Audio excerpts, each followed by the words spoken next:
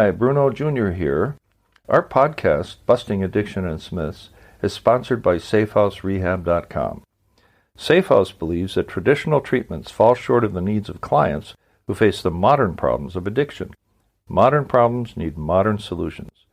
Multiple addictions, multiple relapses, multiple triggers, and cheaper and more powerful street drugs set up unprecedented challenges facing treatment centers. What is needed is a more sophisticated approach, a better way forward.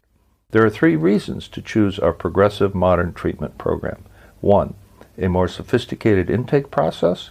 2, technology proven to enhance recovery. And 3, the most robust aftercare program in our sector. To learn more, visit us at SafeHouseRehab.com.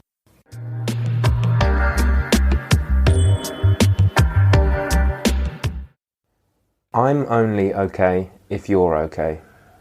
So this goes back to a notion that I talk about a lot, which is a codependent or a person who is in a what I call a sick relationship. And how can it be a healthy relationship if one of you is an addict or an active addict or alcoholic? That's not possible, of course.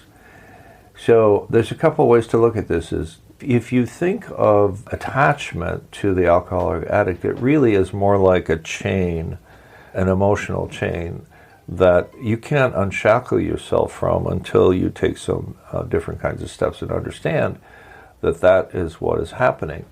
So what happens is, as a codependent in a sick relationship, which by nature, by definition, when there's an alcoholic or addict, it's one of you, the whole relationship is sick.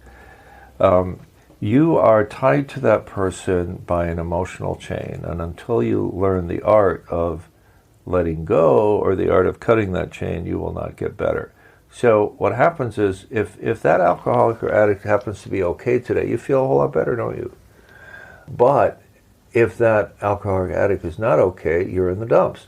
There's another component to this. It's not just he's okay and therefore I'm okay. He's okay with me. So if he's really mad at me, then I'm really in the dumps over this. And a lot of, some of this is quasi-normal. For example, if I think my wife is mad at me, in other words, I think she's not okay with me, I don't feel too good about it. And I go around looking for signs that she is okay with me. And I think that's kind of, the touch of codependency or some of that I want to look good in your eyes kind of thing, which is probably in the normal range. But what happens is that in a codependent sick relationship, if that addict or alcoholic, guys, remember, there's a lot of love there. There's a lot of attachment there. There is meaning given to whatever the alcoholic addict says to you. And if he or she is very much upset with you, you're less okay.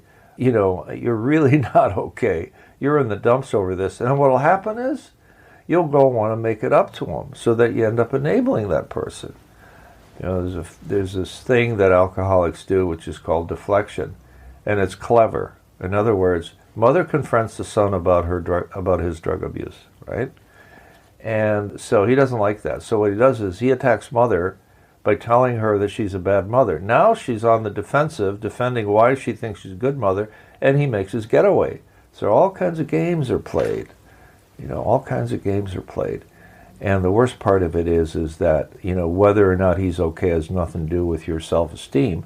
But you don't learn that until you surrender and get some help for your codependency issue.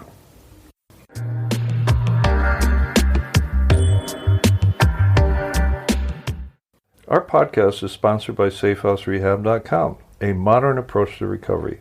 To learn more, visit us at SafeHouseRehab.com.